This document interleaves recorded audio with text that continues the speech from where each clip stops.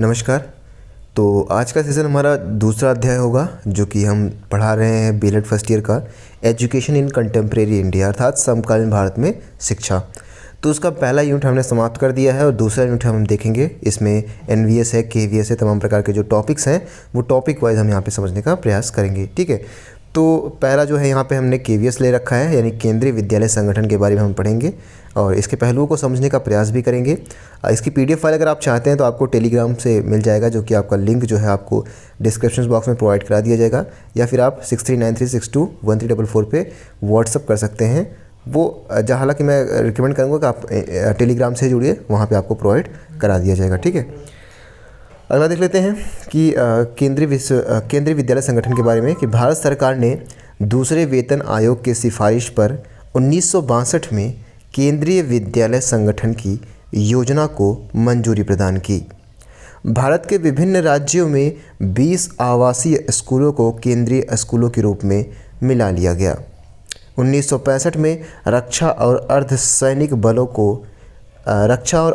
बलों के कर्मचारियों सहित स्थानांतरणीय केंद्रीय कर्मचारियों के बच्चों की शैक्षिक आवश्यकताओं की पूर्ति के लिए केंद्रीय संगठन विद्यालय की स्थापना किया गया था। ठीक है, तो यहाँ पे क्या बताया गया है, यहाँ पे बताया गया है कि दूसरे वेतन आयोग का जब 1962 में जब वेतन आयोग जब प्रस्तुत किया गया था तो उसी में केंद्रीय विद्यालय संगठन योजना की मंजूरी प्रदान कर दी गई थी और जो 20 आवासीय स्कूल थे उनको कन्वर्ट करके केंद्रीय विद्यालय में बदल दिया गया। ठीक है, साथ ही साथ में 1965 में रक्षा और अर्धसैनिक बलों के कर्मचारियों सहित स्थानांतरित जो केंद्रीय कर्मचारी हैं उनके बच्चों के लिए ये केंद्रीय विद्यालय संगठन का स्थापना किया गया था। ठीक है, इस चीज़ को आप यहाँ पे ध्यान देंगे। वैसे भी केंद्र सरकार के कर्मचारियों का स्थानांतरण एक भाषाई प्रदेश से दूसरे भाषाई प्रदेश में होता रहता है। ठीक है, बात किया जाए तो अभिभावकों के स्थानांतरण के कारण अनेक बच्चों की शिक्षा, अध्ययन के पाठ्यक्रमों और शिक्षण के माध्यम में परिवर्तन होता रहता है। मान लीजिए किसी का पेरेंट्स जो है केरल के हैं, अब उनकी जॉब लग गई है तो वो उत्तर भारत के किसी प्रांत में यानी इलाहाबाद में या फिर लखनऊ में कहीं भी आ जाते हैं, तो क्या हो जाएगा, जो उनके बच्चे हैं उनके बच्चे की जो शिक्षा है वो अवरुद्ध हो जाएगी। तो इन्हीं के लिए जो है, इन्हीं जैसे इंसानों के लिए क्या बनाया गया है, केंद्रीय विद्यालय की स्थापना की गई है, जिससे क्या होगा, हालांकि केंद्रीय विद्यालय है वो कर्मचारियों के बच्चे के लिए बनाया गया है और जो स्थानांतरण करते हैं उनके बच्चों के लिए भी ये बनाया गया है। अब इन कठिनाइयों से बचने के लिए एवं एक जैसी शिक्षण सुविधाएं सुलभ कराने के उद्देश्य से मानव संसाधन विकास मंत्रालय अर्थात MHRD ministry of human resource development के अंतर्गत श्वेत शासी संस्था के रूप में केंद्रीय विद्यालय संगठन बनाया गया, जिसके नियंत्रण में प्रायः सभी प्रदेश और संघ शासित क्षेत्रों के केंद्रीय विद्यालय स्थापित किए गए। बात करिए जाए कि केंद्रीय विद्यालय का वितरण के बारे में, तो केंद्रीय विद्यालय उन संस्थानों पर खोले जाते हैं जहां पर केंद्र सरकार के कर्मचारियों का अस्थायी बाहुल्य हो अथवा प्रतिरक्षा प्रतिष्ठानों में रक्षा मंत्रालय की सिफारिशों पर ये स्कूल खोले जाते हैं।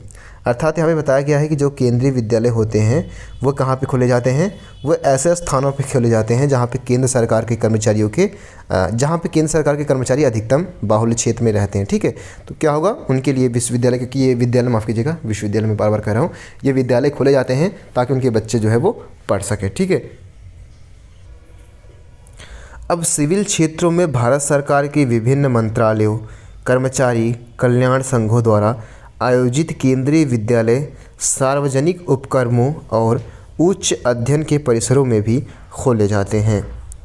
बात की जाए प्रवेश नीति की यानी एडमिशन पॉलिसी की बात किया जाए तो देखिए, एडमिशन की पॉलिसी के अंतर्गत हम देखते हैं कि केंद्रीय विद्यालय की योजना के उद्देश्यों को ध्यान में रखते हुए सिविल प्रतिरक्षा क्षेत्र के स्कूलों में केंद्रीय सरकार की स्थानांतरणीय कर्मचारियों के बच्चों को दाखिले में प्राथमिकता दी जाती है। ठीक है, यहाँ पे बताया गया केंद्रीय सरकार के स्थानांतरणीय जो कर्मचारी के बच्चों को दाखिले में प्राथमिकता ज़्यादा दी जाती है। मान लीजिए कि एक कर्मचारी है जिसका जो है पोस्टिंग हो जाती है जम्मू कश्मीर से किसी केरल प्रांत में, तो उस बच्चे के जो है केंद्रीय विद्यालय में अगर उसका पेरेंट्स जो है अगर एडमिशन लेना चाहेंगे तो उनके बच्चों को जल्दी वहाँ पे एडमिशन मिल जाएगी, प्राथमिकता ज़्यादा दी जाती है। यद्यपि सार्वजनिक क्षेत्र के उपक्रमों और उच्च अध्ययन संस्थाओं में सेवारत संबंधित संगठन के कर्मचारियों के बच्चों के दाखिले में सर्वोच्च प्राथमिकता दी जाती है। ठीक है, यहाँ पे क्या बताया गया है कि जो सार्वजनिक क्षेत्र के उपक्रमों और उच्च अध्ययन संस्थाओं में जो सेवारत जो संबंधित संगठन के कर्मचारी हैं उनके बच्चों के दाखिले में सर्वोच्च प्राथमिकता दी जाती है। इसका ध्यान रखिएगा। अब प्रत्येक केंद्रीय विद्यालय में नए दाखिले में 15% सीट जो है वो अनुसूचित जातियों अर्थात एससी के लिए और 7.5% जो स्थान है वो अनुसूचित जनजातियों अर्थात एसटी वर्ग के विद्यार्थियों के लिए सेव की जाती है, यानी रखी जाती है। कर्मचारियों के बच्चों के लिए आरक्षित रखे जाते हैं। ऐसे बच्चे उपलब्ध न होने पर वित्तीय या समान श्रेणी के बच्चों से भर दिया जाता है। मान लीजिए कि अगर 15% जो है उससे पहले ही दाखिला कोई नहीं लेता है तो जो 15% सीट है, जो बची हुई सीट है, उस पर जो है सामान्य वर्ग के बच्चों को भी यहाँ पे एडमिशन दे दिया जाता है। इस चीज़ को आप यहाँ पे समझने का प्रयास कीजिएगा। अगला जो पॉइंट है, अगला पॉइंट क्या है कि केंद्रीय विद्यालय की विशेषताओं की बात किया जाए तो ये सभी विद्यालय उच्चतर माध्यमिक स्तर तक के रहते हैं और विद्यार्थियों को अखिल भारतीय उच्चतर माध्यमिक परीक्षा के लिए तैयार करते हैं। ठीक है, ध्यान दीजिएगा कि ये सभी विद्यालय क्या होते हैं, उच्चतर माध्यमिक। ठीक है, 8 से प्लस वाले जो भी है 9-10 वाले उच्चतर माध्यमिक स्तर तक के हैं और विद्यार्थियों को अखिल भारतीय उच्चतर माध्यमिक परीक्षा के लिए तैयार करते हैं। दिल्ली स्थित माध्यमिक शिक्षा केंद्रीय परिषद इस परीक्षा का संचालन करती है। ठीक है, जो दिल्ली में स्थित है माध्यमिक शिक्षा केंद्रीय परिषद, ये क्या करती है, इस परीक्षा का संचालन करती है और अतः सभी केंद्रीय विद्यालयों का पाठ्यक्रम और शिक्षण स्तर क्या है, समान है। ठीक है, जो सभी केंद्रीय विश्वविद्यालय हैं, जो सभी केंद्रीय विद्यालय हैं, माफ़ कीजिएगा, उन सभी विद्यालयों का जो पाठ्यक्रम है और जो शिक्षण स्तर है वो क्या है, वो समान है। अब केंद्रीय विद्यालयों में शिक्षा माध्यम के रूप में 2 भाषाओं को स्वीकार किया गया है, पहली हिंदी और दूसरी अंग्रेजी। यानी इसमें जो शिक्षाएं दी जाएंगी वो 2 ही भाषाओं में दी जाएंगी, एक इंग्लिश और दूसरी हिंदी। अब माध्यम के आधार पर प्रत्येक कक्षा के 2 विभाग अलग अलग कर दिए गए हैं। कक्षा 5 से कक्षा 8 तक के संस्कृत पढ़ाई जाती है और सभी केंद्रीय विद्यालय सह शिक्षा व मिश्रित विद्यालय हैं। इसका ध्यान दीजिएगा कि कक्षा 5 से कक्षा 8 तक के जो कक्षाएं हैं इनमें संस्कृत पढ़ाई जाती है और सभी केंद्रीय विद्यालय सह शिक्षा व मिश्रित विद्यालय हैं। अब इन विद्यालयों में कम शुल्क में अच्छी शिक्षा की व्यवस्था की गई है और सभी विद्यालयों में समान शुल्क नीति भी अपनाई गई है।